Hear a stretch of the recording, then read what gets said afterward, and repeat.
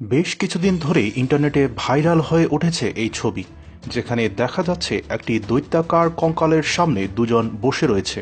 উত্তর ভারতে এই কঙ্কালটি পাওয়া গিয়েছে বলে দাবি করা হচ্ছে।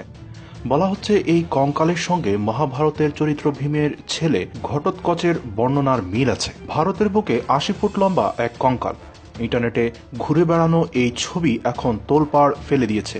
তার মধ্যে আন্তর্জাতিক এক চ্যানেল এই ধারণা উস্কে দিয়েছে যে মহাভারতের চরিত্র ভীম এর ছেলে ঘটোৎকচের বর্ণনার সঙ্গে নাকি মিল আছে এই দৈত্যাকার কঙ্কালে। ফলে এই কঙ্কালের ছবি আরও ভাইরাল হয়ে উঠেছে। রহস্য ফাঁসের দাবি করেছে হোয়াক্স আর ফ্যাক্ট নামের একটি ওয়েবসাইট। তাদের দাবি, তাদের ফটোশপ প্রতিযোগিতায় এই দৈত্যাকার কঙ্কালের ছবিটি এসেছিল। ৩ বার ভিন্ন ভিন্নভাবে ছবিগুলি এসেছে। ওয়েবসাইটটির দাবি, তাদের বিশেষজ্ঞরাও এই কঙ্কালের ছবি পরীক্ষা করে দেখেছেন। তাতে পরিষ্কার এই ছবিগুলি ফটোশপ করা।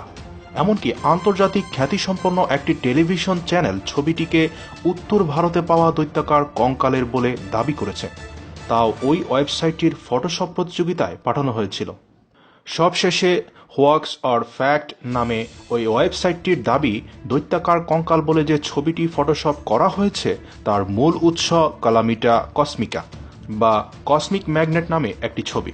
১৯৯০ সালে জিনো ডে ডমিনিক্স বলে এক শিল্পী ২৮ মিটার লম্বা এবং ৮ টন ওজনের একটি কঙ্কাল তৈরি করেছিলেন, যার নাম দিয়েছিলেন কালামিটা কসমিকা বা কসমিক ম্যাগনেট।